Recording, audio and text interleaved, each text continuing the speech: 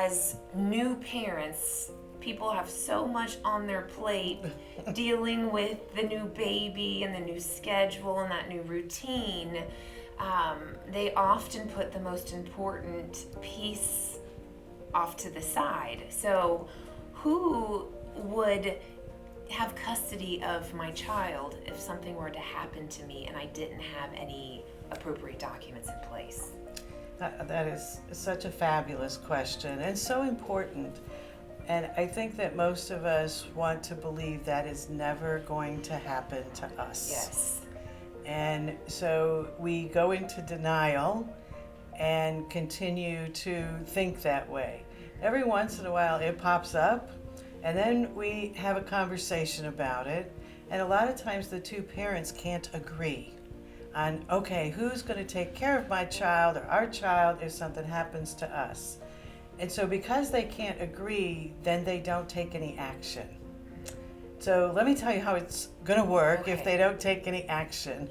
One is, if one of the parents passes, the other parent is going to have custody of that child unless for some reason the court has deemed them incapable of taking care of the child, which that standard is, really high to achieve. The courts want parents to be with their children.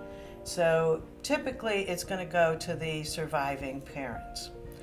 If the surviving parent has already predeceased or is incapacitated, if you have a will that names who you want to be the guardian of your child, that is the person that's going to get your child. And so now think about the situation, because I want to make it real for people, in that mom just got killed in a car accident, let's say. We've got a 6-year-old child at home. Gives me goosebumps just even thinking about this. Yeah. But we have a 6-year-old child at home. Dad is not around, maybe is already predeceased. Now, who is going to go get that child from school that day? And that is where, if you don't have a will that names someone as a guardian, you're going to get caught up in the court systems. And who wants that 6-year-old being caught up in the court systems? But grandparents might fight. I might think that as the grandma, I am the better one, or you might think you're the better one. So you've got some contention there, and somebody has to have the primary authority. And then you've got, maybe aunts and uncles, other people. So there's so many people that can get caught up in this. Another disadvantage, not even, that's the worst part right there, of course, the trauma at the time. And everybody that's ever been to court knows how long court takes. So you're talking about a very lengthy process before that's ever resolved. And this 6-year-old child who just went through the most traumatic thing of their life now is having to deal with this other trauma and what people are going through, rather than focus on helping her. But in addition to that, once you start the court process, now the 6-year-old and any money that she has inherited all goes through the court process annually.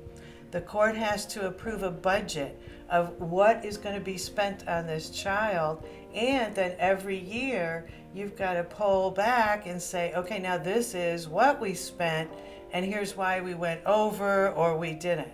So, for example, it was really important to me that my children were involved in extracurricular activities.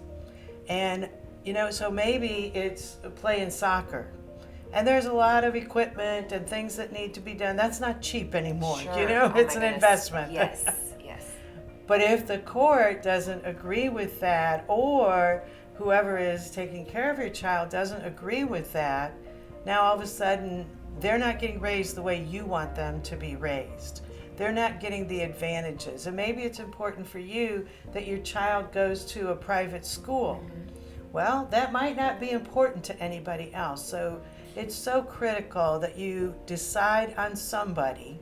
Even if you're going to change your mind later, it's okay. But pick a person that has the values that you have, that's going to raise your child to, one, remember you, and what was important in your family and be a part of your extended family, but also to make sure that they give the child the opportunities that you so wanted them to have. Well, that makes perfect sense. It sounds like it's just a little bit of preparation work to avoid a lot of heartache and to make sure that your wishes for your child are fulfilled in the meantime. So that's great information. Thanks so much, Cindy. Exactly. And I'm going to add one more thing. Parents don't have to agree. So if my husband and I don't agree, and I'm the first one to go, then he's the one that makes the decision of who's going to take care of the children if something happens to him. So we don't have to agree on that unless we're thinking about, something happened to both of us. But just pick somebody. Don't put your child. I've seen it too frequently, even in my own family. Sure. And so you don't want to do that to your children. Oh, that's great information. Thanks so much. Thank you.